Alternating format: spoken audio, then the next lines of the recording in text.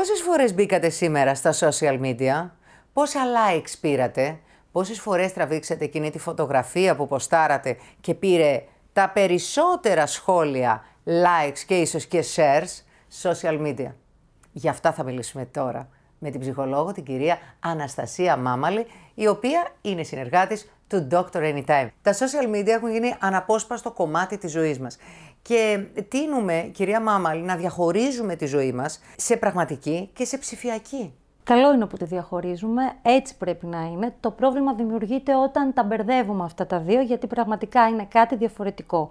Η μηντιακή, social μηντιακή μας ζωή πραγματικά δεν είναι η πραγματική μας ζωή. Είναι μια μικρή πτυχή της και θα λέγαμε είναι ίσως μια εξοραϊσμένη εκδοχή της. Είπατε ότι καλό είναι που τη διαχωρίζουμε την πραγματική από την ψηφιακή ζωή. Όμως τελικά η αλήθεια που βρίσκεται? Η αλήθεια βρίσκεται ανάλογα με τον άνθρωπο και το τι θέλει να προβάλλει. Υπάρχουν άνθρωποι που δεν τους ενδιαφέρει να προβάλλουν κάτι το τελειοποιημένο, κάτι το πάρα πολύ εξειδανικευμένο στην μηντιακή του ζωή. Και προβάλλουν κάποιες ίσως πτυχές της ζωής τους που θα θέλουν να μοιραστούν με τους φίλους. Υπάρχει όμως και μια κατηγορία ανθρώπων που αιμονικά ασχολούνται με αυτό το θέμα, προβάλλοντας διαρκώς πτυχές της ζωής τους, περιμένοντας ανταπόκριση από τους υπόλοιπους. Από την κοινωνία, από τους φίλους και από όλους αυτούς. Και είναι η κατηγορία, και θα έλεγα η μεγαλύτερη κατηγορία των ανθρώπων που ασχολούνται με τα social media, που ωρεοποιούν την πραγματικότητα και τον ίδιο τους τον εαυτό. Θα έλεγα ότι περισσότερο οι καινούργιες, οι νεότερες γενιές, έχει μπει στη ζωή τους πάρα πολύ ενεργά το κομμάτι αυτό και η τάση είναι να χρησιμοποιούν τα φίλτρα, να προβάλλουν κάποιες συγκεκριμένες στιγμές οι οποίες κανονιστικά μπαίνουν πια σε αυτό το μοτίβο, δηλαδή όλοι να βάζουμε τις πολύ ωραίες εκδοχές του εαυτού μας, τις πολύ ωραίες εκδοχές της ζωής μας και να προβάλλουμε όλοι μαζί αυτές τις πτυχές. Αυτό συνολικά όμως δημιουργεί ένα θέμα. Πρώτα απ' όλα χάνουμε το παρόν. Χάνουμε τη στιγμή της ζωής. Για παράδειγμα, φαντάζομαι το έχετε δει κι εσείς, είναι καθημερινό φαινόμενο. Βρισκόμαστε σε μια συναυλία, βρισκόμαστε σε ένα πάρτι, σε μια γιορτή. Και αντί να ζήσουμε τη στιγμή, να χορέψουμε, να τραγουδήσουμε, να απολαύσουμε, το 99% των ανθρώπων βρίσκεται με ένα κινητό στο χέρι για να μαγνητοσκοπήσει την στιγμή. Χάνουμε τη στιγμή με αυτόν τον τρόπο. Τη χάνουμε για να την αφιερώσουμε στους άλλους. Αλλά εμείς που βρισκόμαστε μέσα σε αυτό? Ποιος ο λόγος λοιπόν που το κάνουμε αυτό? Για να δείξουμε στους άλλους ότι ήμασταν κι εμείς εκεί? Για να τους δείξουμε τον τρόπο ζωής μας? Γιατί θέλουμε να ξεφύγουμε από τον ίδιο μας τον εαυτό και τη στιγμή μας? Είναι πάρα πολλοί λόγοι που ο κάθε άνθρωπος μπορεί να έχει μέσα του και να θέλει να προβάλλει τον εαυτό του. Καταρχάς υπάρχει κοινωνική σύγκριση, ειδικά στις νέες γενιές. Οι νέες γενιές έχουν ανάγκη και την αποδοχή από τους συνομιλίκους τους και την κοινωνική σύγκριση, να δουν και να συγκρίνουν τους εαυτούς τους με τους άλλους συνομιλίκους. Σε κάθε εποχή αυτό συμβαίνει. Σε κάθε εποχή, απλώς τώρα που έχουν μπει τα μέσα αυτά, αυτή η σύγκριση εντείνεται. Γιατί είναι πολύ μεγαλύτερη η έκθεση μέσω αυτών των πλατφορμών και των μέσων. Ωραία. Οπότε, μπαίνοντας σε αυτό το καλούπι, σε αυτά τα μοτίβα συμπεριφοράς, όλοι οι νέοι αρχίζουν να μπαίνουν σε έναν ανταγωνισμό, να συγκρίνονται μεταξύ τους και να βλέπουν ποιος κάνει τι, αν το κάνει καλύτερα, αν έχει πολλούς ακόλουθους, αν του κάνουν πολλά like. Όλο αυτό είναι στον τομέα της αποδοχής, της αίσθησης του ανήκειν και της ταυτότητας. Παίρνει όμως μια πολύ περίεργη διάσταση πια. Βλέπουμε όμως ότι δεν μένει μόνο σε μικρές ηλικίες. Ναι, δεν μένει σε μικρές ηλικίες. Βλέπουμε και ενήλικες και μεγαλύτερων ηλικιών, όχι μόνο 30, 40, 50, να μοιράζονται τις ζωές τους, να βάζουν φίλτρα, να μην αναγνωρίζονται τελικά όταν τους βλέπεις από κοντά, αλλά να έχουν χάσει στο Instagram ή στο Facebook και αυτή την αλήθεια, αυτό το ανθρώπινο στοιχείο που έχει ένα βλέμμα, ένα χαμόγελο, αφού έχουν φορέσει ένα φίλτρο. Έχετε απόλυτο δίκιο και τα πρότυπα της εποχής δυστυχώς είναι αυτό το τέλειο, η τέλεια εικόνα. Δεν μας αρέσει να βλέπουμε ανθρώπους οι οποίοι είναι ηλικιωμένοι. Θέλουμε όλοι μέσα από τις φωτογραφίες να φαινόμαστε πιο νέοι, πιο φρέσκοι, πιο ξεκούραστοι, πιο ενεργοί, πιο πετυχημένοι. Η επιτυχία πια μεταφράζεται σε πάρα πολλές τέτοιες εικόνες και χάνει τη βάση της εννοώ. Ναι. Τι ανάγκη κάνει μία γυναίκα ή έναν άντρα να χρησιμοποιεί φίλτρα? Καταρχάς όλοι πια χρησιμοποιούν φίλτρα, οπότε το να μην χρησιμοποιήσεις φίλτρο ίσως σου δημιουργεί και ένα πρόβλημα εν τέλει όταν όλοι χρησιμοποιούν. Δηλαδή είναι κανονιστική η πίεση. Όταν όλοι Σωστά. Η πλειοψηφία χρησιμοποιεί, εγώ πώς θα αποκλίνω και τι θα συμβεί αν αποκλίνω. Θα φαίνομαι πιο άσχημη και και θα δεν θα νομίζουν πάρω ότι πολλά αυτή like. είναι η πραγματικότητα. Και πώς θα πάρω τα like. Και που θα είναι η πραγματικότητα. Απλώς θεωρείται ότι όταν το κάνει ο άλλος με φίλτρα, πάλι θεωρείται πραγματικό. Οπότε θα φαίνομαι πιο άσχημη. Άρα δεν τα έχω βρει με τον εαυτό μου. Δεν νιώθω καλά με μένα. Μπορεί να μην νιώθω καλά με μένα, μπορεί να μην νιώθω καλά με το τι θα συμβεί ως αποτέλεσμα αυτής της κίνησης. Δηλαδή, τελικά οι άλλοι θα έχουν πιο πολλά like από μένα. Γιατί? Που τα like σημαίνει αποδοχή. Αποδοχή, αλλά έχει και μια πιο βιολογική χρειά αυτό το κομμάτι. Ντοπαμίνη. Βεβαίως. Κάθε like είναι ντοπαμίνη. Ενεργοποιούνται νευρονικά δίκτυα στον εγκέφαλο που είναι βεβαίως. Το σύστημα ανταποδοτικότητας. Αυτά όλα μας μπουστάρουν τρομερά. Μάλιστα. Να πούμε 2-3 αρνητικά, γιατί τα social media έχουν και θετικά. Αλλά θα τα αφήσουμε για το τέλος. Να μας πείτε εσείς ως ειδικός 2-3 αρνητικά που κάνουν στη ζωή μας τα social media. Ναι, θα ήθελα να πω για το θέμα αυτό της κοινωνικής σύγκρισης και της αποδοχής και ειδικά στις νεαρότερες ηλικίες, στους εφήβους και στους νεαρούς ενήλικες, ότι αυτό παίρνει πια μεγάλες διαστάσεις. Και πάρα πολύ πιεστικό. Είναι πάρα πολύ πιεστικό, δημιουργεί άγχος.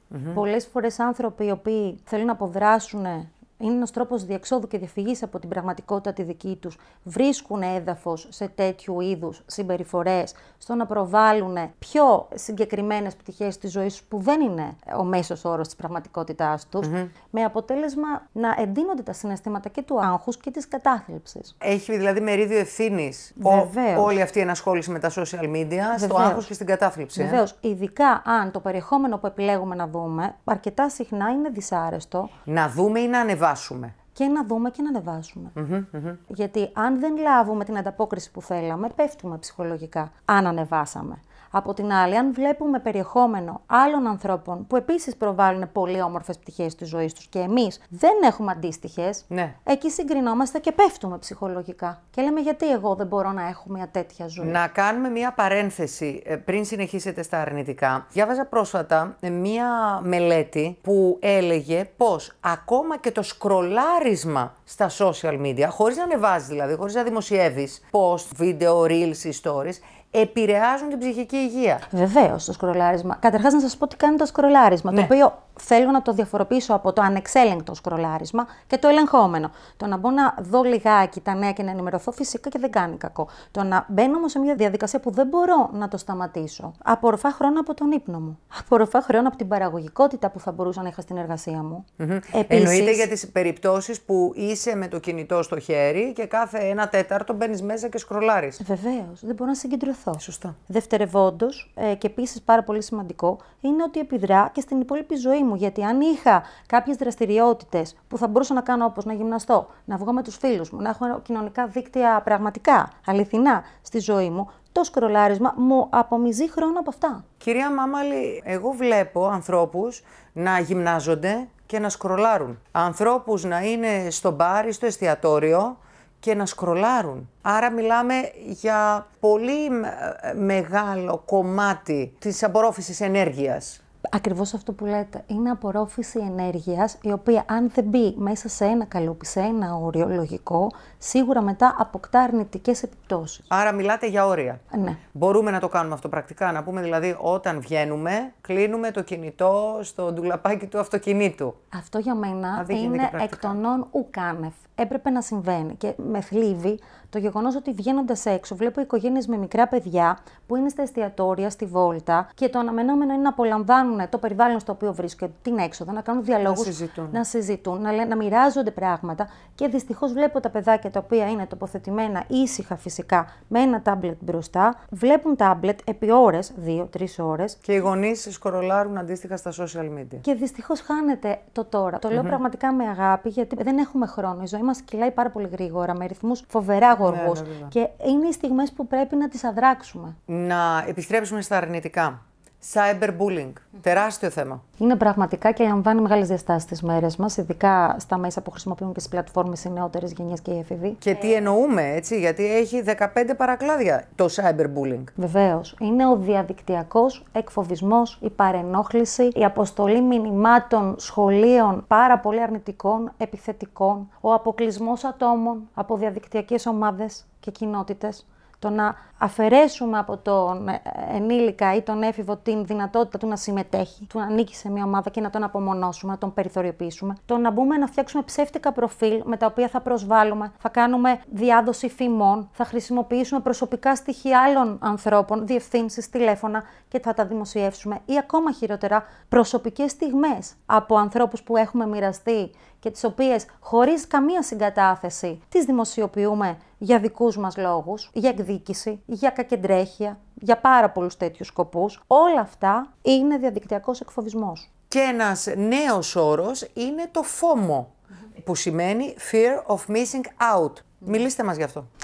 Είναι κάτι καινούριο, το οποίο ουσιαστικά μεταφράζεται σαν μια ανησυχία του να μην χάσουμε την επαφή μας με αυτά όλα που οι άλλοι δημοσιοποιούν, τις εικόνες, τα stories τους, το τι θέλουν να πούν. Αισθανόμαστε ανάγκη να είμαστε συνεχώς ενημερωμένοι για το τι ακριβώς συμβαίνει. Αυτό έχει να κάνει με το να βλέπω τι κάνετε εσείς διαρκώς στη ζωή σας. Ναι, ότι μπορεί εγώ κάτι να χάσω αν τελικά δεν είμαι συνεχώς συνδεδεμένος και να εισπράττω αυτή την συνεχή πληροφορία. Και αυτό μου δημιουργεί εμένα και ένα άγχος και μια εσωτερική ανάγκη συνεχώς να βρίσκομαι μέσα και να κοιτάζω τι κάνουν οι υπόλοιποι. Θα ήθελα εδώ να δούμε και τα σεξουαλικά πρότυπα που αποκτούν οι νέοι άνθρωποι, όπως και το θέμα της εικόνας σώματος που έχουν περισσότεροι γυναίκες. Βεβαίως, αυτά είναι πάρα πολύ σημαντικά, διότι πραγματικά οι γυναίκες και αρκετοί άντρες έχουν πολύ μεγάλη ανάγκη να προβάλλουν μια πολύ όμορφη εικόνα του σώματός τους. Και με βάση τα πρότυπα ομορφιάς που προβάλλονται από τις πλατφόρμες αυτές, η αλήθεια είναι ότι δεν είναι ρεαλιστικές. Συνεπώς, οι άνθρωποι αυτοί που έχουν, ας πούμε, είτε θέμα βάρους, είτε διατροφικές διαταραχές, να επηρεάζονται ακόμη περισσότερο ερχόμενοι σε επαφή με τέτοιου είδους εικόνες τελειοφυρικές. Βέβαια. Και τα σεξουαλικά πρότυπα έχουν πολύ μεγάλη επίδραση στους εφήβους και τους νέους που έρχονται σε μια πρώτη επαφή με το σεξ, με τη σεξουαλική ζωή. Δυστυχώς. Και αποκόπτεται το συναίσθημα. Αποκόπτεται τελείως το συναίσθημα και προβάλλεται μια πιο σαρκική, μια πιο επιφανειακή σεξουαλική συμπεριφορά, η οποία πολλές φορές αγγίζει και ακραίες καταστάσεις που δεν θα έπρεπε και δεν θα ήταν μια σωστή σεξουαλική διαπαιδαγώγηση για να έρθει σε επαφή ένας νέος. Πιστεύετε ότι κάποια διαστήματα αποτοξίνωσης από τα social media θα μπορούσαν να κάνουν έναν άνθρωπο να νιώσει καλύτερα ή χειρότερα, ή πώς θα μπορούσατε να μας δώσετε 2-3 απλές συμβουλές για να μην χάνουμε και τη ζωή μας, να την απολαμβάνουμε και βασικά τι μπορούμε να πούμε στα παιδιά μας για τα social media. Η αποτοξίνωση είναι πάρα πολύ σημαντική και είναι επιβεβλημένη κατά την άποψή μου και κατά την άποψη θεωρώ όλων των ειδικών. Δύσκολη. Είναι δύσκολη και θα έχει και αντιστάσεις, όπως κάθε απόλαυση που θεωρούμε ότι πρέπει να περιορίσουμε. Σίγουρα οι άνθρωποι έχουν ανάγκη, και ειδικά οι νεότεροι και οι έφηβοι, την ικανοποίηση. Και αυτοί θέλουν. Αλλά εκεί πρέπει να μπει ένα όριο. Όταν λέτε αποτοξίνωση, επειδή τώρα τελευταία κάποιοι το έχουμε επιχειρήσει, εννοούμε να μην μπαίνεις καθόλου στα social media ή να μην ανεβάζεις φωτογραφίες ή να κάνεις post, γιατί και αυτό μπορεί να σε κάνει να έχεις αιμονή με το κινητό για να δεις πόσοι το είδαν, πόσοι μου έκαναν likes, τι σχολίασαν. Και τα δύο αυτά που λέτε είναι σωστά, τα θεωρώ πάρα πολύ σημαντικά και τα δύο είναι επιβεβλημένα. Και το να παίρνουμε απόσταση τελείως, να αποτοξινωνόμαστε, να μην μπαίνουμε καθόλου, να έχουμε χρόνο μέσα στη μέρα που δεν θα το καταστρατηγούμε για να μπούμε μέσα και να διαβάσουμε. Γιατί δεν σταματάει αυτό. Και όσο πιο πολύ μπαίνουμε και κάνουμε αυτή τη χρήση, τόσο αυξάνεται και ο χρόνος που αφιερώνουμε σε αυτά. Οπότε, το να παίρνουμε απόσταση, να θέτουμε καθημερινά ένα όριο και να λέμε ότι αυτές τις ώρες θα απέχω. Το ένα είναι αυτό. Το δεύτερο είναι ή δυνατόν και ολόκληρα Σαββατοκύριακα και ολόκληρες χρονικές περιόδους, αν γίνεται. Καταλαβαίνω ότι. Πλήρη αποτοξίνωση. Και η πλήρη αποτοξίνωση είναι σημαντική. Βέβαια, ξέρω τις περιπτώσεις που οι άνθρωποι εργάζονται μέσα από τα social media, είναι η δουλειά τους. Εκεί καταλαβαίνω ότι όταν πρόκειται για εργασία, φυσικά και δεν μπορείς να πεις στον άλλο ότι δεν θα δουλέψεις. Έτσι. Αλλά αυτό που έχει σημασία είναι να κάνουμε αυτοπαρατήρηση. Να βλέπουμε πώς επιδράει η χρήση αυτή που κάνω. Τι μου δημιουργεί στην καθημερινότητά μου, με εμποδίζει, κοιμάμαι καλά, κάνω τις δραστηριότητες που έκανα, βλέπω τους γνωστούς μου, βλέπω τους φίλους μου, βλέπω την οικογένειά μου. Αυτό να γίνεται στο περιθώριο όλων αυτών των άλλων πραγμάτων, των φυσικών εμπειριών, των σχέσεων και της πραγματικής μας ζωής. Τι θα μπορούσαμε να πούμε στα παιδιά μας? που είναι όλη μέρα μέσα στα social media. Θεωρώ πολύ σημαντικό οι γονείς να θέτουν ένα σαφές όριο. Υπάρχουν και συγκεκριμένες εφαρμογές με βάση τις οποίες μπορούν κιόλας να βοηθούνται και οι γονείς και τα παιδιά και να βάζουν ένα όριο χρονικό που θα υπάρχει ειδοποίηση ότι σταματάει ο χρόνος. Στην εφηβεία, πιο δύσκολα. Στην εφηβεία αυτά είναι πιο δύσκολα. Τι μπορεί να γίνει εκεί? Στην εφηβεία για μένα θα είναι αναγκαίο οι γονείς να έχουν μια πραγματικά καλή σχέση με το παιδί, να μπορούν να συζητήσουν, να έχουν ανοιχτούς τους διάβλους επικοινωνίας, γιατί οι έφηβοι είναι πιο εσωστρεφείς, δεν μοιράζονται τόσο εύκολα πράγματα, αλλά να γνωρίζουν οι έφηβοι μας ότι πάντα ο γονιός είναι εκεί, για οποιαδήποτε στιγμή δύσκολη θα του συμπαρασταθεί, ό,τι και αν έχει συμβεί. Πρέπει να υπάρχει αυτή η σχέση. Βασισμένη σε αυτή τη σχέση, έρχεται το όριο. Αν δεν την έχεις αυτή τη σχέση, το όριο δυσκολεύει. Να κλείσουμε με τα θετικά, γιατί τα social media έχουν και πολλά θετικά.